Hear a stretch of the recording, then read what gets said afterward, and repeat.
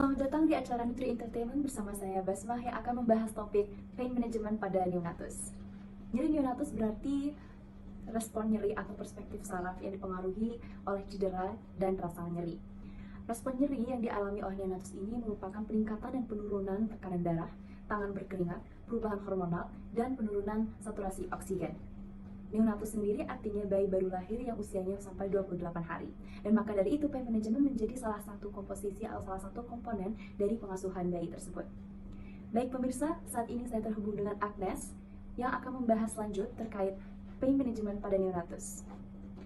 Baik, terima kasih Basma. Saya Agnes Rizka sebagai reporter dari Nutri Entertainment. Di sini saya bersama Ibu Lisa. Halo Ibu Lisa, bagaimana kabarnya? Alhamdulillah saya baik. Baik Ibu, dari info yang saya dengar Ibu menceritakan Ibu yang memiliki pengalaman terhadap menangani nyeri pada neonatus. Apa itu benar? Ya, itu benar sekali. Sebelumnya pemirsa, neonatus adalah bayi yang baru lahir dan memiliki usia 28 hari pertama kehidupan. Lalu Ibu, bagaimana awalnya Ibu mengetahui jika bayi Ibu ini mengalami nyeri? Ya, jadi pertama kali itu saya merasa bingung dan khawatir kenapa bayi saya itu menangis terus. Nah, saya mencoba untuk searching di Google, tapi saya tidak mendapatkan hasil.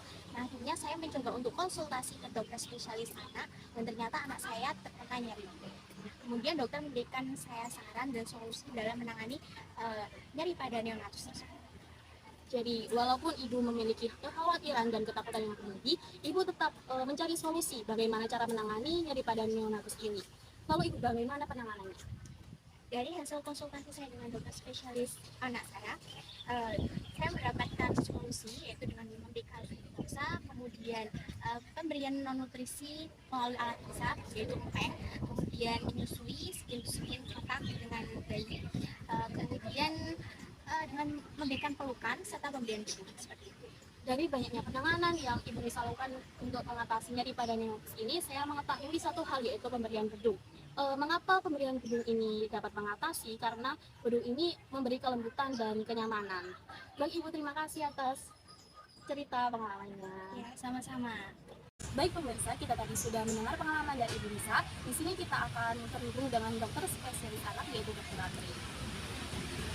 Halo Dr. Ratri, bagaimana kabarnya? Apakah sehat? Alhamdulillah, kabar saya baik. Di sini saya akan bertanya mengenai pendapat Dr. Ratri, bagaimana sih nyeri pada neonatus itu bisa terjadi?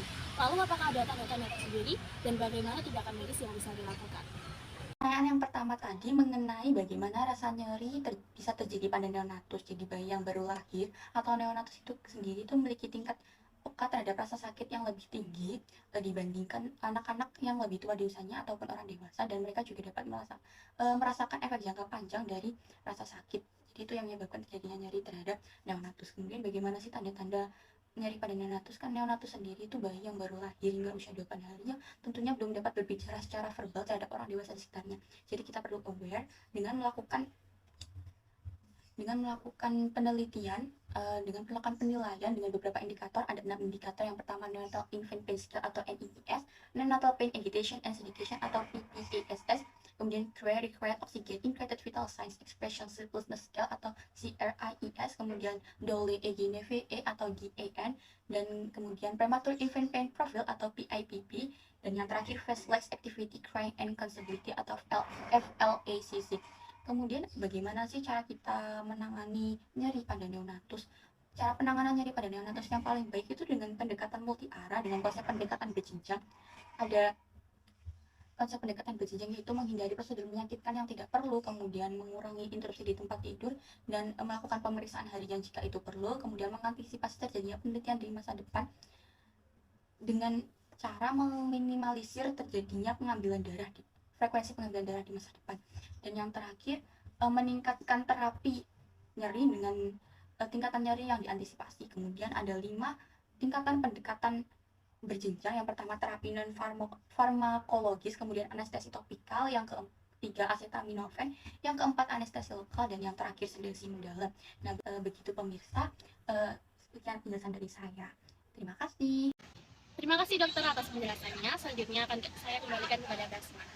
Baik, terima kasih kepada Dr. Ratri atas penjelasan terkait pain management pada neonatus. Sekian dari acara kami, semoga ilmunya dapat bermanfaat untuk kita semua. Dan sampai jumpa di episode selanjutnya di Nutrien Entertainment. Saya Basma, pamit undur diri.